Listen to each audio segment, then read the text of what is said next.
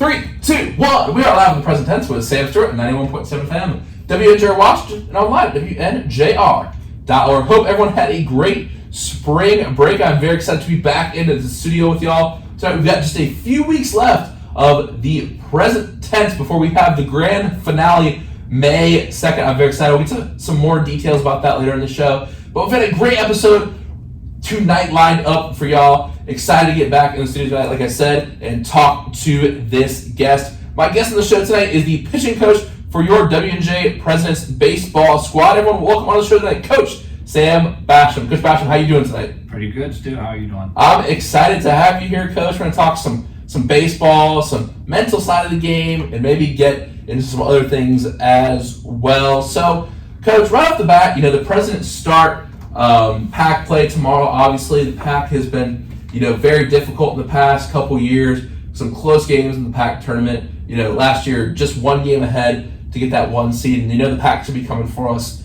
this year. So, what do you think the big keys are coming into this week? 2 games versus St. Vincent tomorrow, 2 games versus Geneva on Thursday. It's the final stretch of the year, so to speak, when we get into PAC play. What are your thoughts and the keys that we need going forward? Yeah, I might be a little bit biased, but I think that, pitching is going to be a huge part, no matter if it's, us playing or St. Vincent. You look at the teams that have had success in the past, they've all had pitching depth, because I think, everybody has some good hitters, everybody has some good fielders, but when you look at the pitching staffs across the board in the PAC, the ones with the most depth and the ones that can go day in and day out, like you said, for example, coming up, Wednesday and Thursday, we're going to go back to back. So you got to have a lot of guys lined up and ready to roll. Now, what's your thoughts on the squads,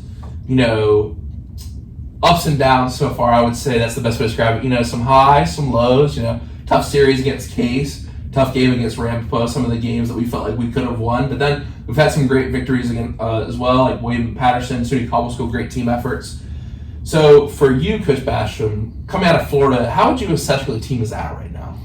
No, I think we had a good Florida trip. We ended up going 4-2, so we had a winning week. And then, looking at it as a coach, you always want to use Florida kind of as a gauge, so that before conference, you can get some roles for some guys. You can kind of make sure that guys can take those roles and be a part of the roles that they're given.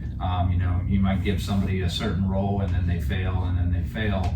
It's good to know that in Florida rather than, giving them a chance later on in the season. It's better to know early. So I think we learned a lot in Florida, and on top of learning a lot, we went 4-2. So overall, I think it was a pretty successful trip. No, that's awesome. And Coach Bashioum, we got to get to know our guests on the personal level here on the present tense. So I got some questions for the audience to get to know you a little bit. So first question, Coach Bashioum, when did you fall in love with the game of baseball? Oh man, I would probably have to say, I started when I was 6 years old, and then I would probably say when I fell in love with it was probably right around 7th or 8th grade. I grew up playing multiple sports, and then by high school time, I was just playing football and baseball. But when it came time to choose what I wanted to do, kind of for the rest of my life, baseball always had that little voice in my head, going towards that sport. Now, you attended both the UBMC and Seton Hill, and you spent your playing time there. And then after that, before we even get to that, was coaching something that was in your mind during those playing years, or was it something like, I think I might want to do this at the very end? Yeah, so it really wasn't in the cards at the beginning, So when I was graduating from Seton Hill, I interviewed for a couple grad assistant jobs and, came in second, came in third. So I was getting close to graduating, and I didn't have anything lined up. So I was kind of like, all right, well, here we go. I'm going to have to be a grown adult and find a big boy job. And then I actually ended up getting a job out of college. And then, a couple months later is when I got a call to do the interview where I got my grad assistantship at Bethany. So I was actually out of school and already kind of in the workforce before coaching became an option again. And then once I did my grad assistantship, that's when I kind of was like, all right, I kind of want to do this for the long haul. I really enjoyed it. It definitely wasn't, big business America or anything like that. I liked being on the baseball side of things. Now, for you, you've coached a lot of places, West Virginia, PA, down south in Virginia. So for you, like, how do you feel like your story and, what you've been through has led you to W&J? And, I'll turn it over to you to kind of tell that story, but, knowing Coach Mountain, what has that been like in that whole process and that whole story getting back here to W&J? I'll turn it over to you to let you tell that story. Yeah, no.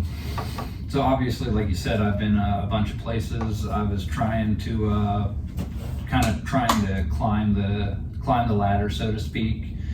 Started off in Division III, was a full-time coach Division III, coached Division II, and then coached Division I in South Carolina.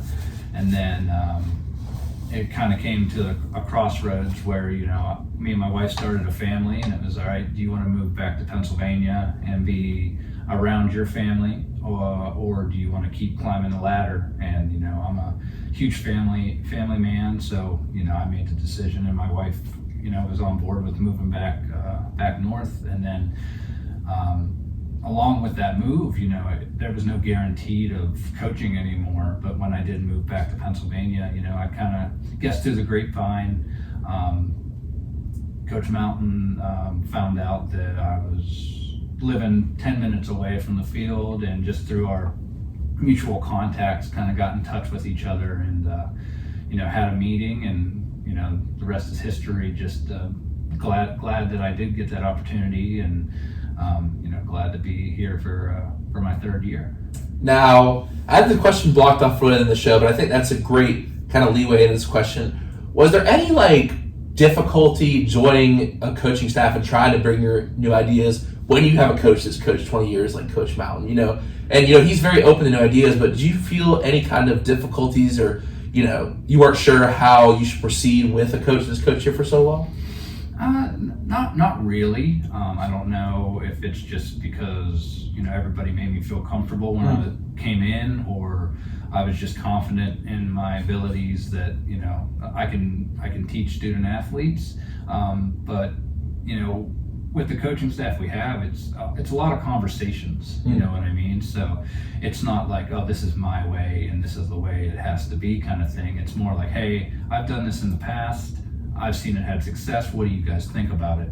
And then you get kind of the feedback from the rest of the guys, and if they see that, oh yeah, I see what you mean. I think that's a good idea. Then we hit the ground running, and we go with it. So it was kind of an easy transition for a lot of reasons. Now, one thing that you're really passionate about is the mental side of the game. You're talking about the physical side, working with student athletes, but dealing with the mental part of baseball is almost a game within itself. So for you, what interests you about the mental side of baseball? And I have it right here underlined, FedEx. What's the deal with FedEx?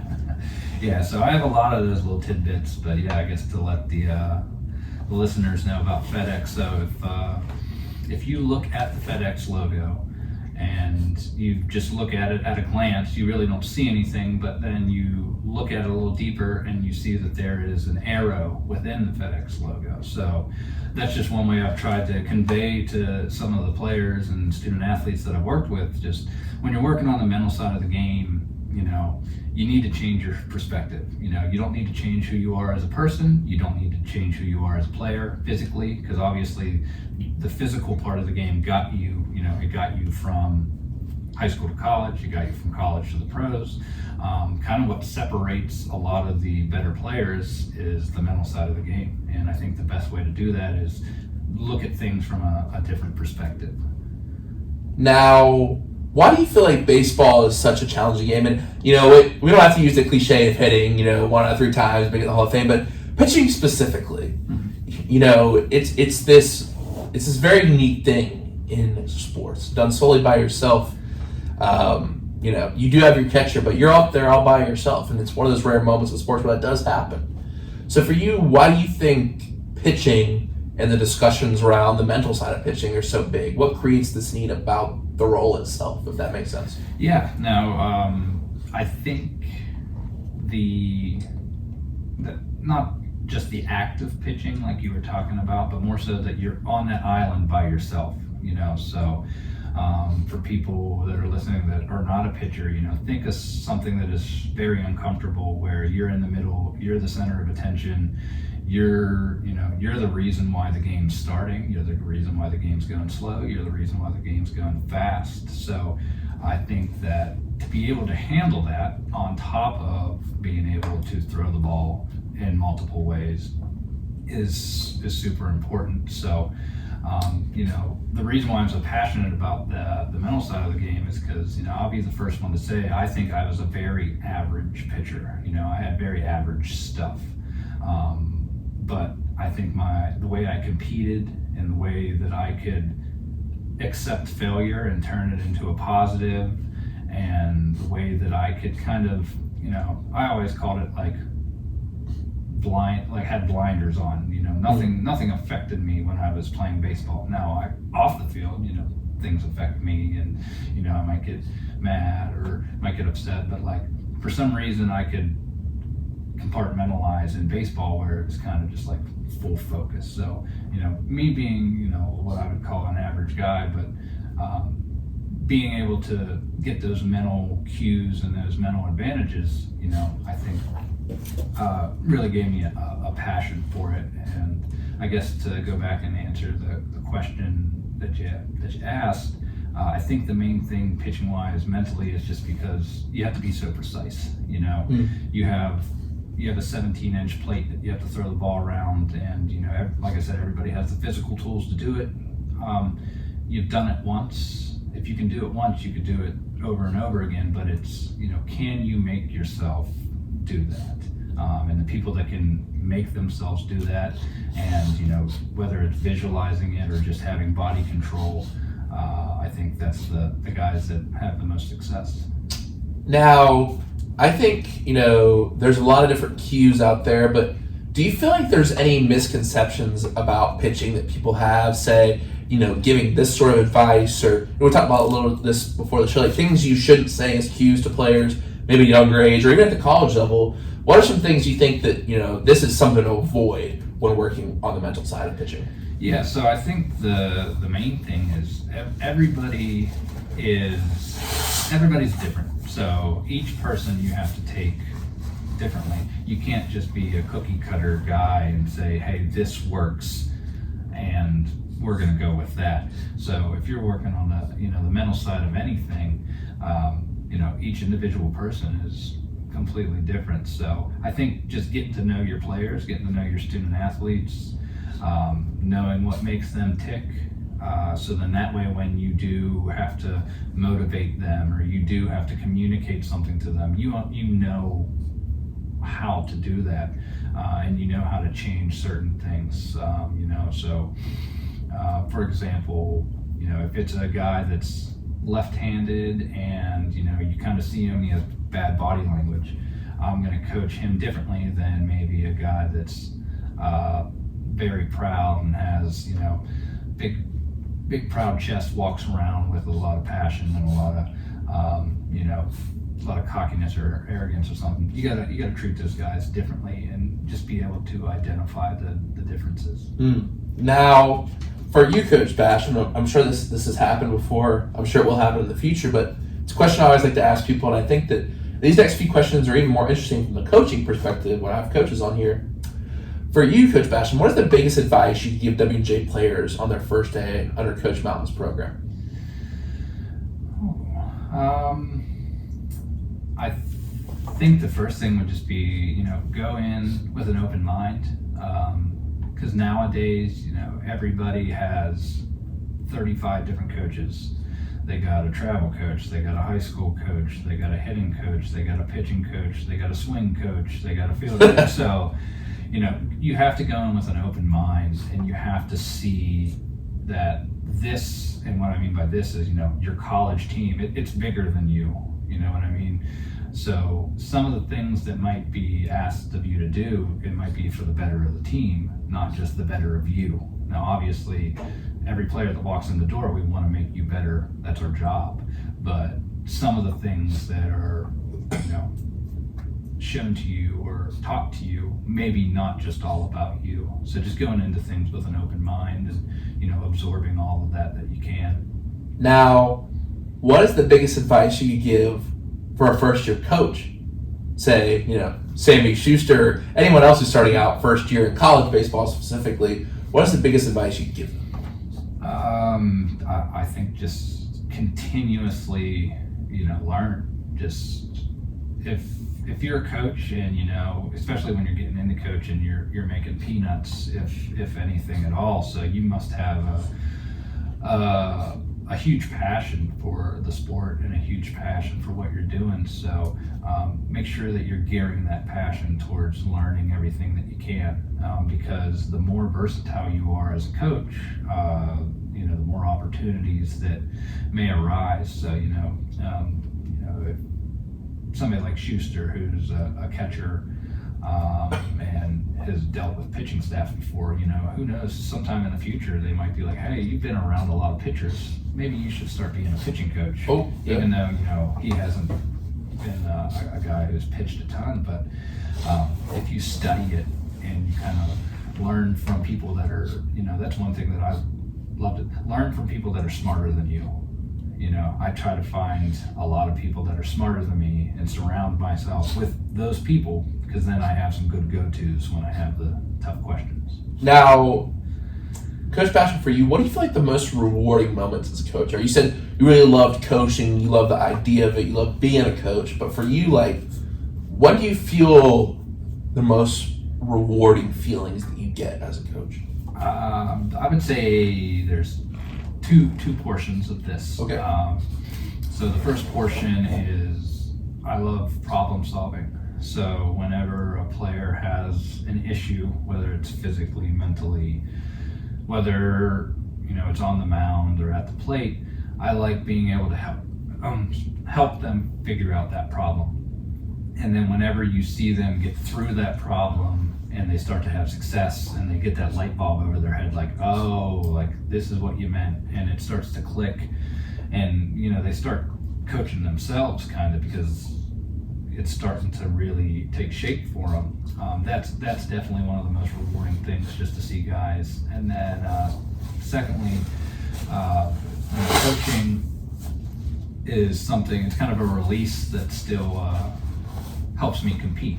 As a player, like I said earlier, I was the cliche, I was a very fierce competitor, and now that I don't have that, I can still have those kind of feelings as a coach, because you've helped mold the people on the field, you've helped try to put them in the best situation to be successful. So through that, competing and winning, and just that feeling of overcoming adversity, or beating a team that you really needed to beat, that feeling, I don't think that'll ever get old. Now, from the time you started out as a GA in Bethany to when you're sitting here in the radio station tonight, how do you feel like you've changed as a coach? I have definitely kind of mellowed out. I tried to, that's definitely something that I try now that I'm not, as I'm getting older, just trying to carry myself differently, kind of carry myself in a way that is even keeled, rather than maybe when I was younger. I was all over the place, full of passion, just got done being a player. So kind of really separating myself from being a player into being a coach all the time. And I kind of like to use the analogy of, I like to be a flight attendant coach. So what that means is, if you're on a flight and there's a lot of turbulence, and you look at the flight attendants, if they're not freaking out, there's probably nothing wrong. Yeah, if they're freaking out, They've been through it a lot. Right. But if there's a lot of turbulence going on and like something's not right and the flight attendants are freaking out, well then there's probably something to worry about. So like as a coach, I try not to freak out because it's kind of like, all right, been there, done that. This has happened before. It's something that we can handle, kind of thing. Now, you had an interesting line there I would like to ask about, the idea of you're still too much of a player as a coach. So what does that mean? Well, and it kind of sounds like really not the most smart question, but like what's the difference between a player and a coach? But when someone is coming out like that, and for me, like personally, I really can't see myself coaching because I feel like I would just miss playing too much. So what do you have to do as a coach to separate yourself from the player? So, I mean, the main thing is like when, you separate, you're done, you graduated, you're not playing anymore, you're not as useful physically anymore. You're more useful with your brain. You're more useful with your knowledge. You're more useful as a communicator. So, whenever I was like physically being a pitcher, I could get ramped up and I could, be super competitive and use all that energy into, throwing a pitch or competing, where as a coach, some of that stuff will cloud your vision kind of, you might not be thinking ahead. You might not be in the best judgment for your team because you're trying to be overly competitive. So I think just kind of clearing my mind and, understanding that, hey, you're only beneficial with your knowledge now. Your physical days are kind of done. Huh. That's very interesting. Thank you for that great answer. I think that's something a lot of people don't think about. It's kind of a theme. It's funny because I'm a senior now, but like the idea of like having that competitive spirit. And I think that as an athlete, it never really goes away. Like some people like find it, pick up basketball or triathlon. I got a friend who's on the wrestling team last year. He's running marathons now, but I think some people get that out of coaching. I didn't think so. And I'm sure you worked out as well. Yeah, so you gotta find ways to channel that, and I happen just to if it's golf or coaching, something that releases that competitive energy. Now, Coach, for you, what is something that you are proud of in your life? Oh man, I would have to say, I'm proud of my family. I'm proud of the the little family that me and my wife started, and then most of all, I'm proud of me and my wife just from all the moves that we've made, and deciding to move from the south back north when we did start our family, and definitely my wife kind of just like took it in stride. So I'm just proud of how everybody handled it and how we've kind of just kept rolling and just kind of where we are today as a family. It's definitely something that makes me happy. That's awesome. And for you, Coach, you've used the words passion and fierce competitor a lot tonight. What is it that actually motivates you? That makes you get up out of bed every day? That makes you want to come to the park? Man, I would probably say the main thing for baseball wise, get out of bed early in the morning for baseball stuff. It's just kind of, I feel that I owe the game something. So if you look throughout my career in life, baseball has given me a lot.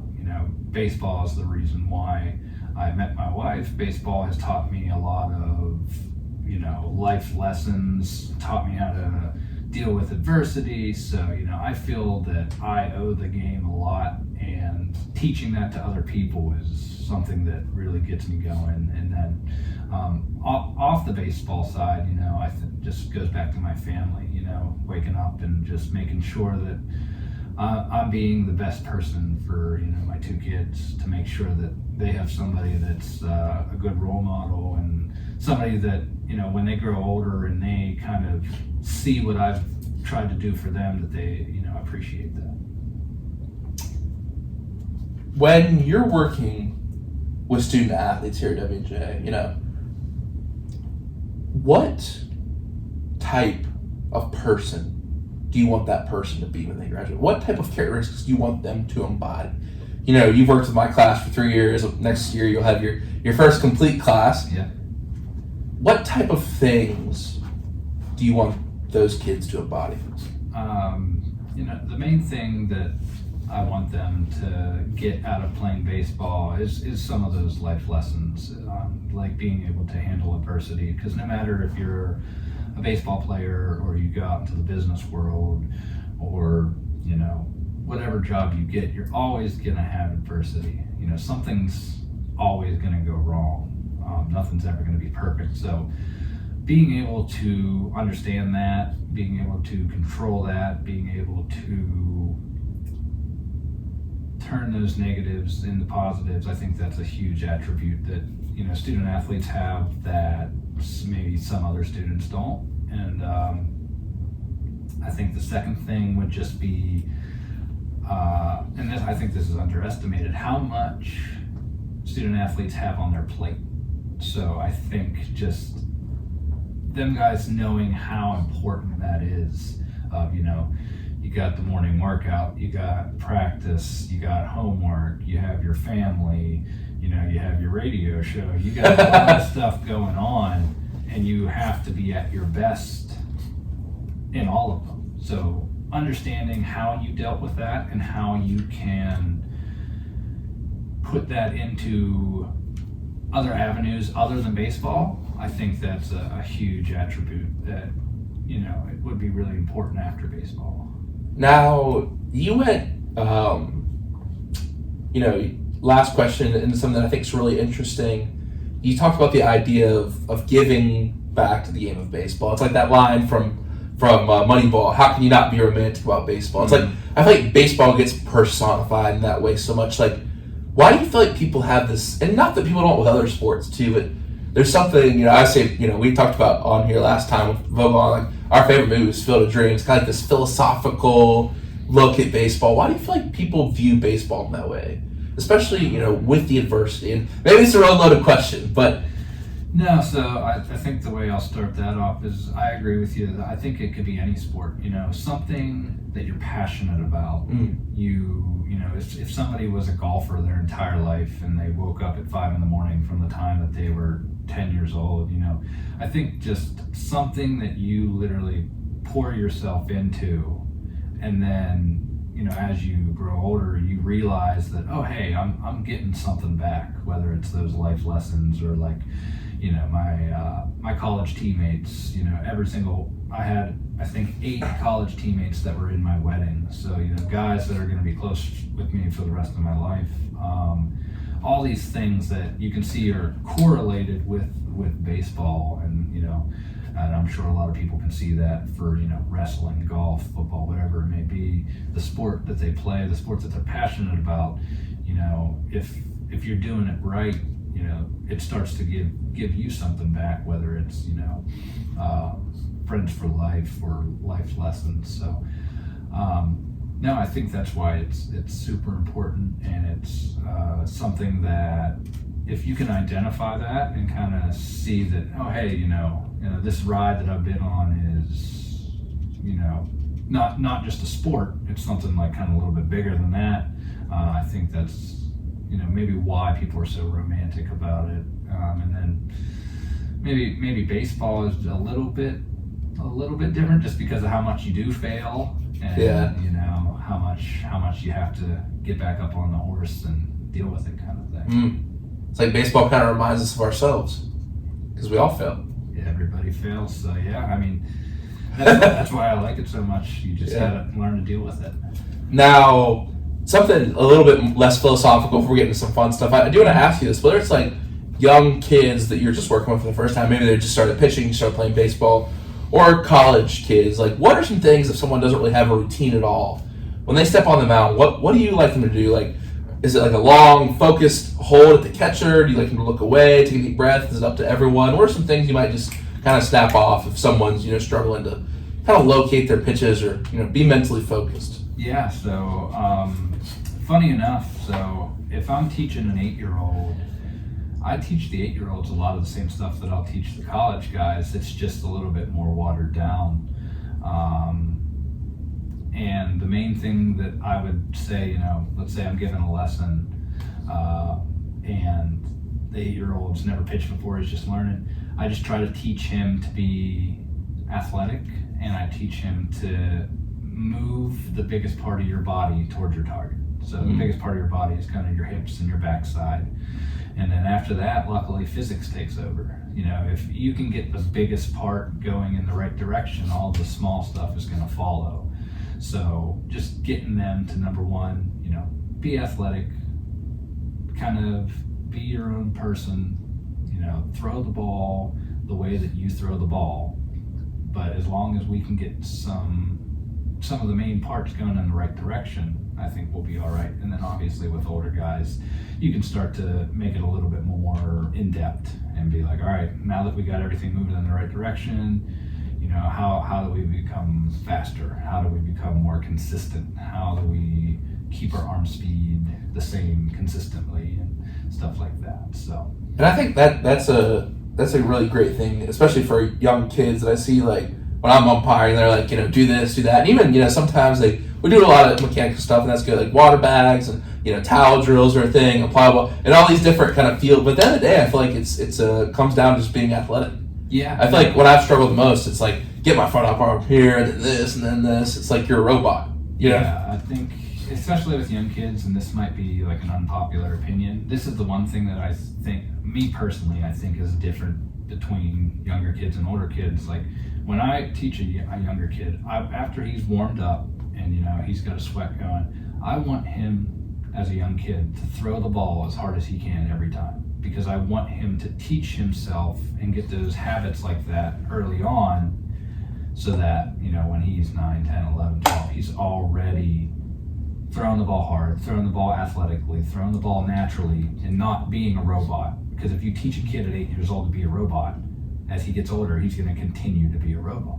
But, you know, with older guys, let's say like a freshman coming into college, I don't want him to throw the ball hard as he can. I want him to be able to pitch first, and then we'll learn to get in the weight room, we'll learn the velocity, we'll learn to throw hard. So I think it's a little bit backwards, and I think that's just because, you know, how much of a sponge young kids are, and right, how their bodies are forming, where, you know, if you're 17, 18, 19 years old, you're not as much of a sponge anymore. There's some real changes that will probably have to be made if you're trying to do like a physical change.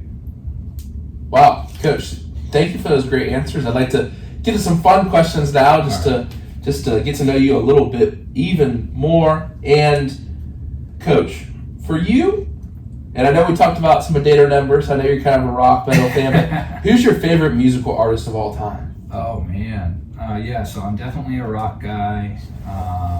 I would probably have to say my favorite band ever is a band named Coheed and Cambria. It's not a very popular band. What? Are they a metal band? No, they're just like a regular old rock band. Okay. They're from New York. They've had like maybe like two popular songs. You know, I think in the early 2000s, like the Pittsburgh Penguins used one of their songs as like their warm-up song and stuff like that. So, but no, so they're one of those things where I started listening to them when I was in like 6th grade, and then just never got old, and I just kept listening to them and listening to them. I'll have to check them out. I've never heard of them before. Yeah, Coheed and Cambria. So are you more of a rock fan or a metal fan? Or like somewhere in between? Just anything that's rock, you know, like, so if I think it just depends on the day, you know what I mean? So yeah. It's not like I listen to like metal to get like ramped up or like to get a good lift in. Like I could just listen to that like falling asleep. I don't know. Yeah. I think I could too. I would like talking to other people that I feel like that's how, you know, metal music's so fast and quick. I think that's just like, it matches my brain. Right. My brain, it's just like going that fast. Well, metal music's showing signs of intelligence. So I started playing guitar about 2 years ago, and the interesting thing about metal music, the genre that's actually closest to it in terms of mode and patterns and scales and stuff is actually classical. Metal, like if you hear a metal like guy just shredding, that's actually like a classical scale that people use in classical guitar. Yeah, I never really looked at it like that. Yeah, but if you like think about it, like pop songs are really basic. You know, most of the time 3 or 4 chords, kind of switch them back and forth. Like, but like metal songs, like some of the solo stuff, like there's a couple of songs by Slipknot. They have like 6 different time signatures and like these different scales that they're playing. I think that's pretty cool. When people like understand like that metal, it's not just like this loud, angry stuff. It's really like you can listen to it just laying back and just admire it. That was a funny short story. So I've always liked, even growing up, like my dad loved Ozzy Osbourne and stuff like that. So kind of like rooted from that. Yeah. But I actually wrote a paper in school about stereotypes, and I read the lyrics out to my class, and they were like, "Oh, what kind of song is that?" And everybody was like, "Oh, a spiritual song, a classical song." And then I played the real song, and it was a metal song. So it was kind of just like going against all right, well, if you would have heard the actual song first, you would have been like, oh my gosh, what's wrong with you? Like, why are you listening? Wow, that's interesting. But if you just read the lyrics with no music behind it, then, they don't really look at it differently. So that was one of my projects in school. Interesting. That's wow. That's really deep. I like that. I'm about to try that. Might be like social experiment for a video or something. That's cool. What is your favorite? I know we talked about some movies at the airport. What is your favorite movie of all time and why? Oh man, my favorite movie of all time is probably Remember the Titans. That's what I said. My favorite. My mom and me were I went over there when I was taking a break from working here the other night. And we were discussing Rudy and Remember the Titans. That was the big debate. Yeah. It's just hard to beat Remember the Titans. No, so because like I said, I played football, and I didn't have a love for football like I did baseball, but still it was a big part of my life. So just the kind of teamwork part of Remember the Titans, the message behind it, and then it just being one of the best sports movies in my opinion in the probably last 30 years or so. So it's definitely up there for me. Yeah, for sure. With Vogue, we did like the best. We were talking about the best basketball movie, best baseball movie. My mom's a big Hoosier fan. So we also have you seen Hoosier? But I like Coach Carter. Have you seen Coach Carter? Yeah. The speech at Coach Carter is what gets me. Yeah. So there's a lot, and then like I said, my wife's was a basketball player, so I've seen her favorite ones. What was it? In Love and Basketball. Yeah. So I've definitely seen all the hoops movies too. Oh, that's awesome. Yeah. I think Remember the Titans is. Really, now, what's interesting, I didn't write this one down last week, but The Blind Side with everything that's happened, it's like... Oh, yeah. See, for me, I feel like, I don't know about you, but when the movie's when it says it's a true story, and then it's not really, it kind of reduces some of the value for me. Yeah, you got to find out what's Hollywood and what's real. Yeah. I mean, that's what we were watching in the Florida house tonight. We were watching Moneyball, and someone was like, there's some things in this that are accurate. I was like, yeah, I mean, that's Hollywood, but Moneyball isn't going, but also, I was reading about it, there was Barry Zito, Tim Hunt, they were recruited, or not recruited, scouted from traditional, there's some things in that movie that are a little bit you know what I mean? Mm-hmm. Not everyone on the team was recruited I keep saying recruited, signed because of the statistical reason. Yeah, that's what they kind of make it seem like, but it's a really good movie though. Oh yeah, that's a good one. And then if you want to, probably if I would go non-sports related, it would be Gran Torino. I've never seen that before. It's a Clint Eastwood movie. Oh, I love Clint. Yeah. So have you seen The Mule? Oh yeah. Yeah. Those are all very good. I'm a very, very big Clint Eastwood fan, but yeah, Gran Torino is definitely one of my favorites. Gran Torino, I'll flip Gran. I really just asked this question because I like watching movies. Gran Torino. Yeah, if you've never seen Gran Torino, that's a good one. Nice. What other movies does Clint Eastwood direct? I feel like Well, he's in a baseball movie. That's what I was thinking. That's a pretty good movie. Yeah. Not one of the best ever, but JT, Justin Timberlake in that one.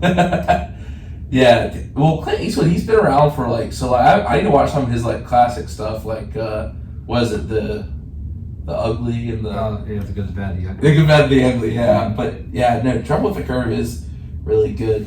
I'll have to watch that Gran Torino though. Give you my thoughts on it. Definitely. Coach Bash, what is something that you haven't got to do yet in your life that you want to do?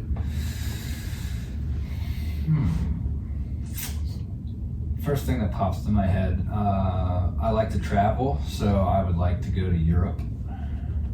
Never been to Europe? Never been to Europe.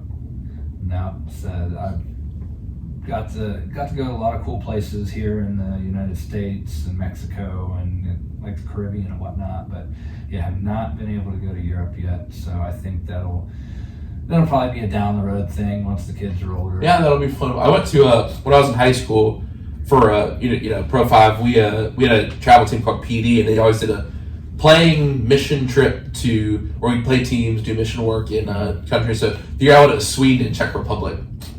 Two very different countries. Yeah. Like Sweden, a lot of metal fans. Everyone's got like tattoos and stuff. It's cool. But Czech Republic, obviously a former communist country, like they were occupied by the Nazis, occupied by the communists. People are less talkative. It's very interesting. Have you ever seen the movie Anthropoid? It's a really interesting movie about the Dutch resistance or the Czech resistance. It's got Cillian Murphy in it. The guy who's in Oppenheimer. Yeah. It's this true story of how they killed a Nazi general in Czech. But I went in the building where that firefight actually happened. Oh wow! So it's cool. But yeah, Anthropoid's good. Did you see Oppenheimer? No, I keep actually bugging my wife. We need to rent it. It's a long movie too. I know you're busy, but it is really you'll appreciate it. Yeah, that's one that Robert Downey Jr. really good in that movie.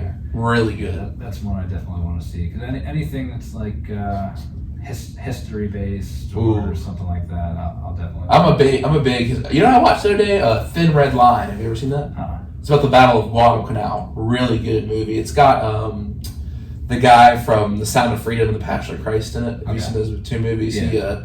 He's the main character, and it's kind of like it's about the war, but it's about their feelings and stuff too, like about what they're doing, what they're going through. Like that's why I like Apocalypse Now and Platoon. Like to me, those are two of the best ever. Like even something like Deer Hunter, which is actually about Pittsburgh. Have you seen Deer Hunter? It's Robert De Niro. It's about these steel workers who get drafted into Vietnam and they get captured. It's about like what they go through in their friendship. Yeah, it's really good. But yeah, the classics like Band of Brothers and Saving Private Ryan, The Pacific. Band of Brothers is what I watched that recently for the first time. Really? What'd you think? Oh, I thought it was awesome. Yeah, and kind of like the same thing. It's not those kind of historical movies that kind of dig deeper into like what they had to deal with and what they had to overcome, and not just like a typical war movie where it's just like explosions and helicopters. It's more like, all right, how are we going to get through this? And it kind of shows, humanizes the enemy too. Exactly. Yeah. Yeah. The scene where he's like running across the field and he just sees the kid. I mean, Steven Spielberg. That was beautiful directing, and I've read the Stephen Ambrose book, Band of Brothers, but I did read a biography about Dick Winters, the guy who's he's red-haired actor, but I forgot what the actor's name is. Yeah, one of the main. He's like the main character they follow, but it's just really interesting. Like his philosophy on leadership and stuff was very interesting, and like it's funny because like the guy from Friends, like Ross from Friends, is like the bad guy. He's like you totally hate him, but you're like, oh, it's Ross. Like, I couldn't really watch probably the first 2 episodes. I couldn't take him seriously. Yeah, but then when I heard the biography, all those guys they said he was a total jerk. Like they all hated him. Yeah, but the Pacific's really good too. Also directed by Steven Spielberg. So next time, hopefully we're flying out somewhere to. Well, I think it's in Ohio. So hopefully, if we're driving to Ohio to play in the World Series, you can watch those. But yeah, that's awesome. My dad recommended one. I don't know if you've ever seen it. It's called Enemy at the Gates. I need to watch it. It's like about snipers in Russia. So you got to go on movies now. I can talk about movies all day. But Band of Brothers is a classic, and the other Steven Spielberg. It's not really a war movie, but I believe one of the best pieces of directing all time is Schindler's List. Okay. Have you seen that? I have. Yeah. Yeah. In my opinion, that's one of the historical pieces of non-fiction. I would say that the directing has just. It's one of those movies you can only watch once. Very sad movie, but one of those movies is really powerful. It is. Yeah. And like you said, the storytelling in it and the way that it's kind of arranged makes it that much better. Yeah, I don't know. I feel like Steven Spielberg for the GOAT director conversation doesn't really get put up there. I mean, he has so many good movies. He has a ton. Yeah, he does a lot of range. He does have a lot of range. Yeah, like Quentin Tarantino. It's Quentin Tarantino. Like, I'm sure you've seen Quentin Tarantino's movies. Yeah, those are some of my. Yeah, I like him a lot. Like I think it was the most recent one, Once Upon a Time in Hollywood. Yeah, that was interesting. Like his alternate history, and he's got one coming out in 2025 called The Film Critic. It's his last one. That's the 10th one, right? Yeah, the 10th one. Yeah, Joe Rogan had him on. It's interesting, the idea that he only wants to make 10. Mm-hmm. Versus like someone like Scorsese or Christopher Nolan. They're just gonna keep making movies probably to the die. Like he's like 10, I'm done. He's taking the Barry Sanders approach and just going out when he's still on top. I mean, why not? Because like some people are like, oh, Killers of the Flower. I haven't seen Killers of the Flower Moon, but I was like, oh, some people are like, it's not good. But Tarantino, like honestly, every one of his movies you can put on and enjoy it. Yeah. But Coach Bashioum, we've got our trivia segment here, and then I got some Nickelback queued up for us. I know you're into rock. I don't know if you're a Nickelback fan. They get some hate. They do get some hate, but I'm a fan. Yeah, I'm a fan too. So we'll do our trivia, and how it works here on the Present Tense is I'll ask you the question, and then you'll have the break to think about it, and then we'll come back, discuss a few sports topics of the day before the quote of the day segment. So your question for tonight, and I know you're a really smart guy, so this one is going to require some context. Maybe it'll be easy. I don't know. What 1940s invention was designed to be the size and weight of a baseball? We'll get your answer after the break. This is the Present Tense with Sam Stewart on 91.7 FM, WNJ Washington, and online, WNJR.org.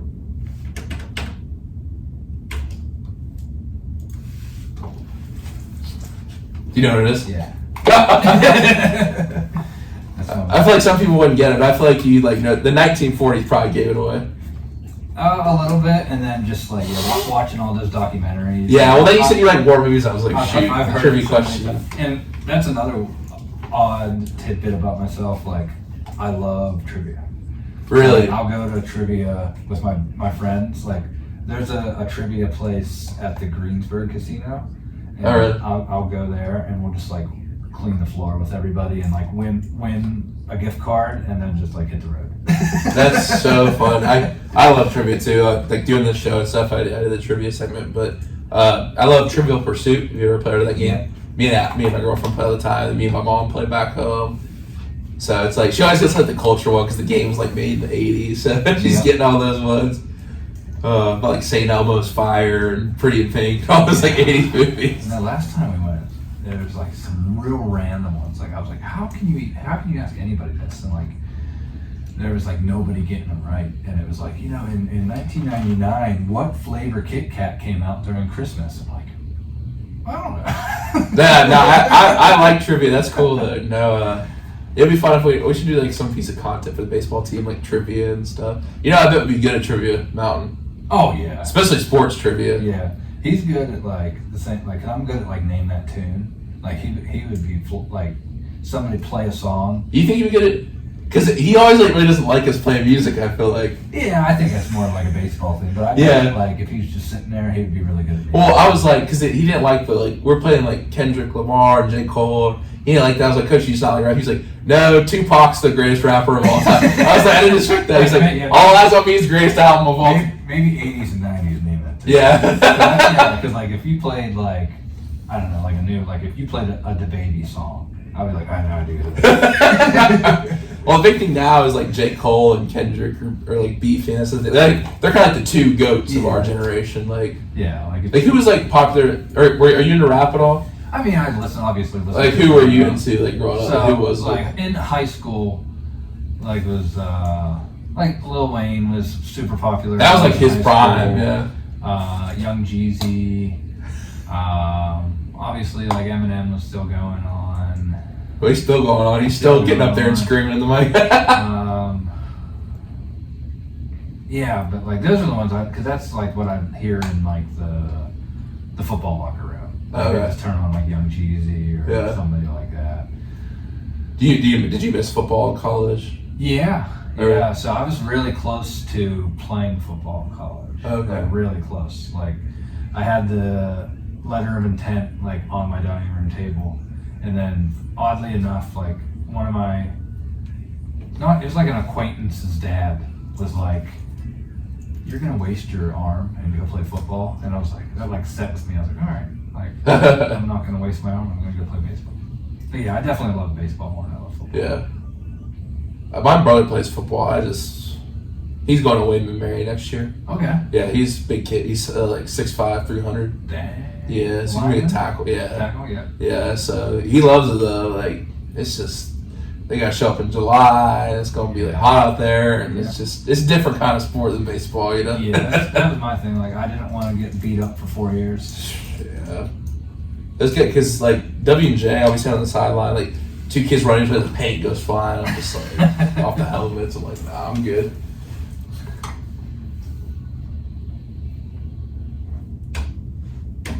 We are back on the present tense with Sam Short, 91.7 FM, WNJ Washington, and online at WNJR.org. Hope everyone is doing well on this Tuesday night. We're here talking with WNJ pitching coach Sam Bashioum, and today we asked Coach Bashioum his trivia question, which was, what 1940s invention was designed to be the size and weight of a baseball? That would be a grenade. That is correct. It is a hand grenade. And Coach Bashioum, you said you're a big viewer of those historical. Do you watch like my dad? He's always watching like The Men Who Made America and The Food Who Made America and all that. So it's like a History Channel stuff. Yeah, if I am really like scraping for something to watch, I'll watch one of those. But I mean, definitely, I'll watch any kind of documentary. So it doesn't Military Channel and all that. if it's history, if it like the big one right now that's kind of popular that I'm watching is the Nickelodeon documentary. Oh, I heard that's dark. Yeah, so like I'm watching that one right now. I heard the films I've done so far are documentary. So I heard it recommended as a very good piece of documentary making. Okay. I mean, would you agree? The Nickelodeon? Yeah, would you agree? Oh, yeah. It's good? I would agree. Yeah, any kind of like, if you've seen like some of the Netflix stuff, like, Evil Geniuses or... I haven't seen that. Yeah, so like some of those, like, I don't know. The Untold ones are pretty good on Netflix. You've seen Untold, Yeah. like Malice at the Palace. Like, I watched one about Tim Donaghy, the ref, who like rigged games in the NBA and stuff. It was so crazy. Like any kind of sports or history or like everybody loves listening to like those serial killer true crime kind of thing. You seen Mindhunter, right? Mm-hmm. Yeah, it filmed at W&J. Yeah, you told me. I Yeah. didn't know that. Yeah, a couple of the scenes are, especially like up near Old Main. It's pretty cool. But my opinion, the GOAT documentary, The Last Dance. The Last Dance. Yeah, that's. I mean, there's some good ones out there. Like we watched Harlan County, USA. Have you ever seen that one? Mm-hmm. It's a very historical. It's like one of the, because I was taking a documentary making class, and we're like watching some of the greatest documentaries, what people consider. But that one is really, really good. Yeah. I mean, just the idea of just walking around with the camera, like that stuff's kind of cool too. You know what I mean? Like, it kind of just, I don't know. It's like you've seen those documentaries where like they have the camera and it like they accidentally catch something that they weren't really trying to get, but they got it anyway. Yeah. They got something like that in the Bishop Second War documentary. Have you seen that BS High?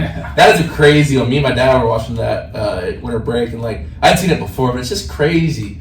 It is really good how they like set it up and stuff about like high school sports. That was a crazy one though. And then another one I'll recommend to you is the Steph Curry documentary. Have you seen that? No. Underrated. It's really good. It's about his time at Davidson. Oh, nice. Yeah, really interesting. I'm a big Steph Curry guy too, but just like I didn't really like know how much like I knew he was like undersized or not, but like his run at Davidson and stuff was really, really interesting. And then, I can think of another one. I believe it's 4 Nights in October about the Red Sox versus Yankees. It's the 30 for 30 documentary. Yeah.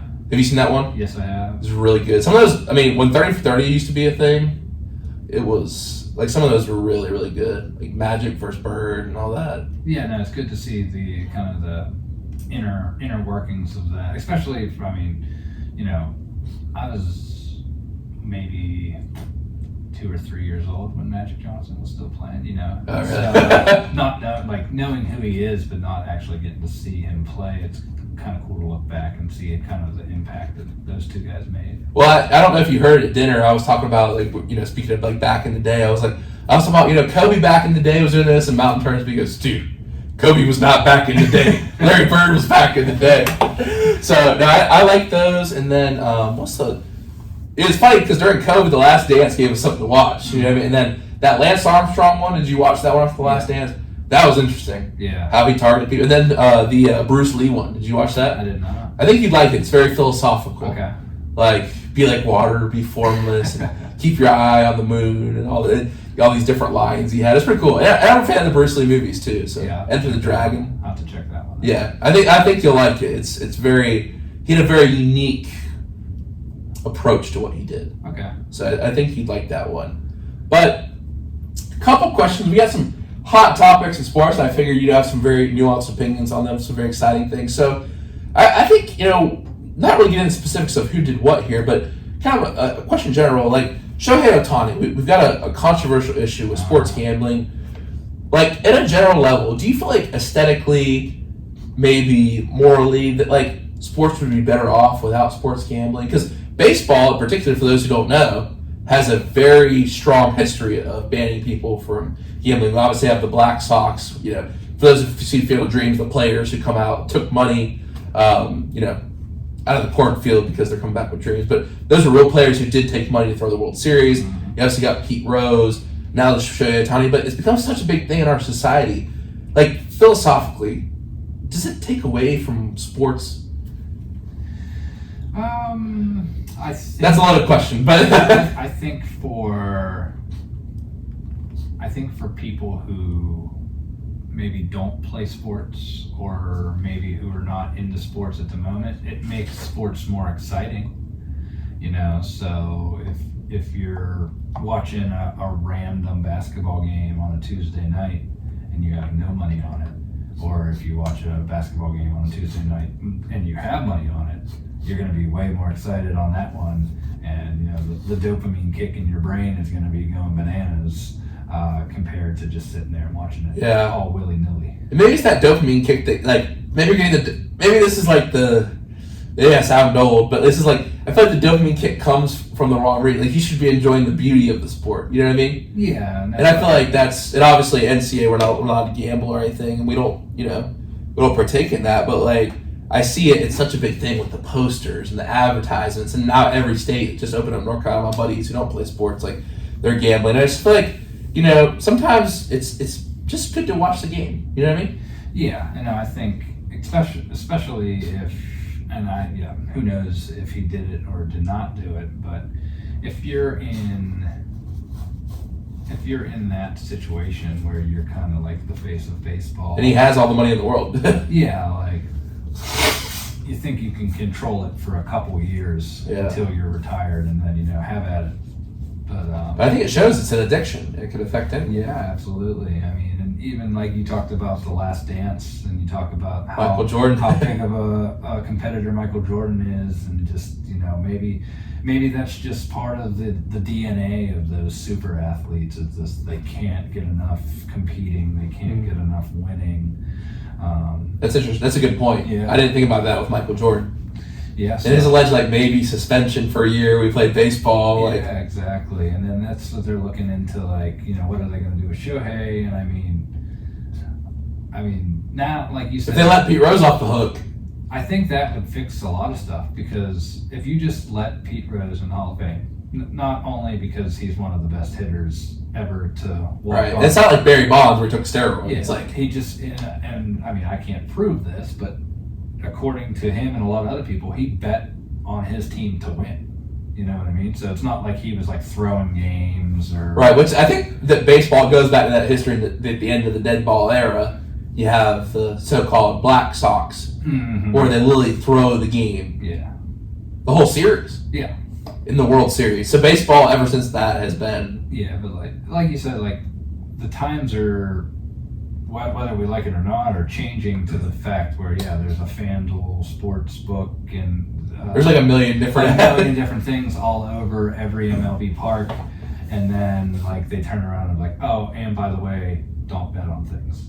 So, you know, they're kind of going back and forth on that. But if you kind of just make it normalized and, you know, let Pete Rose in the Hall of Fame and things like this with Shohei, then aren't a big deal anymore. Until you have people, but I don't think there's any evidence of Shohei throwing games. It's like, we can't really sit here and speculate, but it definitely is like it's a bad look for the league. You know, we're talking about baseball. Like, there's a lot of good storylines coming in this year, obviously, but I think baseball's got some big problems. And you know, what's interesting is like I think the game needs to get with the times a little bit, in the sense that like it needs to develop stars.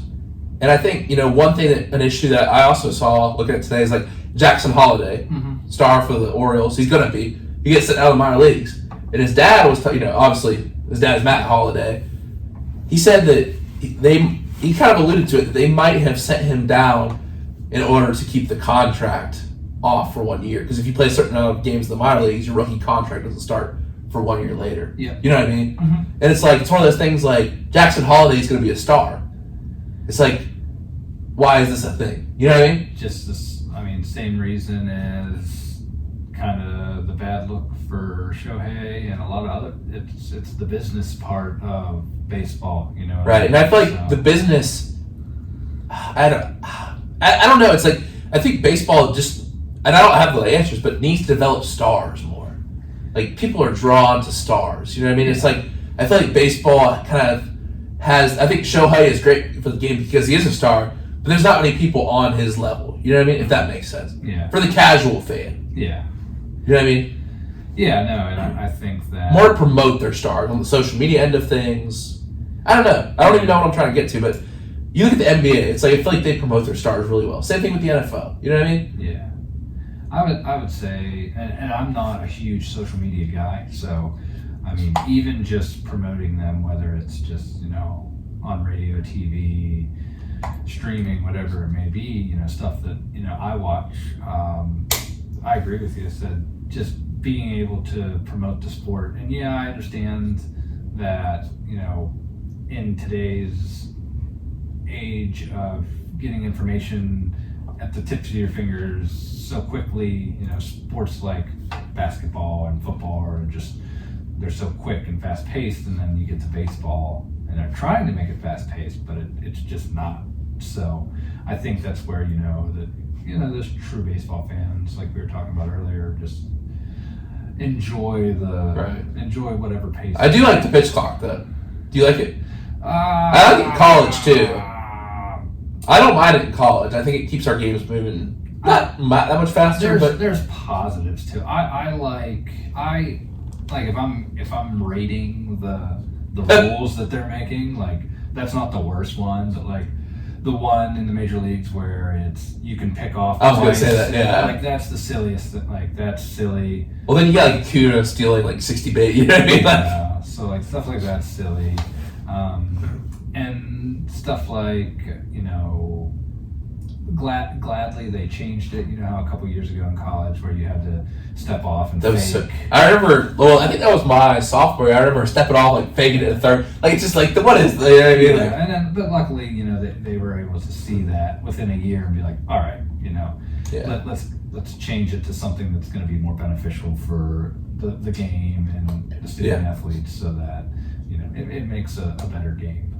Yeah, no, I think too, and I think with baseball, and just coming from the radio side of things, like I feel like a lot of radio announcers and broadcasters are old in baseball, and like they have this thing where it's like, oh, why is this guy bat flipping, and all these exit velocity. Like, guys are talking about deep down the new wave of analytics and data. And it's like why like these guys don't seem excited to call baseball. Yeah. Maybe that's just my opinion, but there's certainly announcers that are not. Like some of these guys talk about like exit velocity swings, and like what is it? Like everyone has an exit. You know what I mean? I feel like they just don't kind of understand where baseball is going. If that makes sense. Yeah, no, I agree, and kind of to play devil's advocate, if I am portraying baseball and I'm trying to portray it to the younger generation, I do want it to be fun, and I do want it to show the celebrations and stuff like that. But then as far as like the numbers, I don't want to tell an 8-year-old your exit velocity is important, because it's not. You know what I mean? Because you see a lot of guys, they can hit a ball 110 off a tee, but then when it's coming at them, they can't even make contact. So yeah, but I don't know. I'm about to disagree with you there, because I think it's cool for young kids to see like how hard this guy hits the ball. Oh yeah, yeah. You know what I mean? It's good. It's good to see the pros do it, but I don't think they're portraying the fact that, hey, you shouldn't be worrying about that as a right. 9, 10-year-old, where if they see Acuna hitting it 110 there, and then the 8-year-old goes to practice and that's all he's worried about is his dad getting the pocket radar out and hitting choppers to the shortstop at 60 mile an hour. You know what I mean? Yeah, I'm not. I understand that. But yeah. So there's positives and negatives. Yeah, that's a good point. I do understand that, because I think that. Yeah, because it almost like you have to understand it in the context if you're a kid watching. Exactly. And I think that could be maybe difficult, but I don't know. I think as a whole, like saying like route efficiency and like how quick someone gets out of line, all that analytical stuff is good for the game. I feel like, you know what I mean? Oh yeah, it's good for the fans. To give them but I do understand with especially you coaching young kids, like I could see that how that could be difficult. Yeah, and that's just like whenever you're working with a young guy and they want to come to see you and they're excited to talk to you and they're talking about their favorite players and they're talking about, coach, can we get the pocket radar out today? And I'm like, no, like I said, buddy, you are 9 years old and we got a lot to worry about other than getting the radar gun lit up. Yeah, that's an interesting point. I'll have to think about that. That was a good discussion. Now, the other big rule change, speaking of rules, Coach Bash, I'm sure you've heard this coming in today. Mm-hmm. There's a very big rule change in the NFL. You know what I'm talking about. You know what I'm going to ask. Yeah. Now, everyone who's played Madden knows the idea of kicking the ball. Everyone who's watched any game of football. This is completely different now. Now, I saved a web page with the rules because I knew I was going to mess it up if I tried to remember it all. So, it's the same thing as the XFL. So I have a little diagram here. Maybe I'll throw it up with the episode. But kickoffs are now from the 35-yard line. Rather than all members of the team line up at the 35, they're now on the opposing team's 40. And the other team has to start out on the 35. So 5 yards apart. Mm-hmm. Both teams line up against each other, and there's one or two return men behind them. The two lines cannot move until the ball is caught or hits the ground. Now, the ball from the kicker must travel 25 yards from the spot of the kick, or it doesn't count. It must land in the zone in between the end zone, or within 25 yards that zone there. And if it goes to the end zone, it's not technically down until you deal it, but you can bring it out. And the players cannot move until the ball is brought out. With all that said, what do you think about the new kickoff rule? I mean, this is a big change to football. Yeah. No onside kicks unless you alert the ref in the fourth quarter. Oh, wow. Yeah, you have to be in the fourth quarter. You have to alert the refs. They were attempting an onside kick. They move it up, and then you get to try the traditional onside kick. Huh. No, so, I mean, I watched the XFL do this, and I do understand the one point where, having guys 5 yards apart to block. Just from somebody who's played football, who's ran down the field, 60 yards, is full speed and just flying into people. Obviously, there's a much better chance of myself or somebody else getting hurt doing it that way, where, if you're only 5 yards away from each other, there's only so much momentum that you can gain. So I see the benefit in that from a health standpoint. But then, the other side of me is like, well, I didn't see anything wrong with kickoffs back in 2002, 2003 when Devin Hester was running all over the place and they were still kicking back from like the 30 or 35 and there wasn't as many touchbacks. So so positive, it doesn't look like there's going to be as many touchbacks. There's going to be some more. A lot more returns. And then you saw, this is going to change the way people roster. You saw the Steelers just signed Cordell Patterson, who has the longest kick return of all time, 109 yards to the Vikings. And I think what's really interesting about this is it will bring the return back into play. You're going to have return back. Because, obviously in the NFL this year, you just could be 1 yard back and you had to stand like this. You couldn't run up. Yeah. But I think the interesting thing is, with that said, it not only reduces injuries because you have even more reduced momentum now, but also it's going to, more returns will be a plan. I think the return's an exciting thing. It's now it's just last year, it was usually just all right, balls over your head. All right, it's kind of just another play before the drive gets started. It's kind of pointless. Yeah. But no, it's going to look different. Yeah, it's going to be different. I think there is positives to it. So, because I think we could see more guys like Devin Hester now. Yeah, but not in the same way. No, I'll be interested to see because obviously with the way that it used to be, the kick return team was much more spread out. They would be 10 yards away from each other, line by line, where now they're all on one line. It's like a rugby. It seems like to me like a rugby play. Like you have a offside and onside line of rugby, and you just kind of go at each other. Yeah, so it's definitely going to be different. Definitely going to be a different way of teaching. Like if you're back when I would play, you had your lanes. You're flying down there, and like you were responsible for your lane. And now I don't see how. I mean, you might have a certain area, but there's no way that you can really. I think you might have a man in front of you. You know what I mean? It'll be interesting to see. I feel like there's gonna be some definitely some things with the rules that are different. You know what I mean? Like, we saw. I hope coaches educate their players on it, and I say that just because obviously the 49ers in the Super Bowl didn't know the overtime rules, so. Yeah. So. And no hip drop tackle too. So I didn't mean to cut you off, but were you a defensive player when you played football? No, I was a wide receiver. I played free safety, but it was kind of out of necessity. Yeah, no hip drop. I'll have to, the guys who are coming on the show Thursday, they're linebackers for the football team. So I'll have to ask them about that, because I don't really understand the concept too much. I know you can't drop someone's hip, but then you're talking about MLB stars. The same reason they protect the quarterbacks in that NFL now is because the star power. You don't want Patrick Mahomes out. It's because some more tickets to Patrick Mahomes there. Yeah. You get more eyeballs on TV. Same thing with the hip drop tackle. You get Travis Kelce, Kyle Pitts, some of these other big tight ends. Your hip drop tackle them. They're spraining a hip, knee. They're out for 4 weeks. I don't know. I don't seem to mind it. I'm sure the guys on Wednesday will. Yeah, I'm sure if you got two linebackers coming in, I'm sure they're going to be a fan because, from my understanding, is it makes the defensive player have to be perfect. Well. Even more so than now, right? Yeah, it has to be perfect because a hip drop tackle is all right, maybe the guy on offense kind of jukes you out and he gets outside your body, so your last resort is to literally just wrap around them and drop your hips and pull them to the ground, and it might not be the best. Definitely a dangerous play. Yeah, it's not ideal for the guy's legs, but if your job's to get them to the ground, you got to do what you got to do. Yeah, I mean.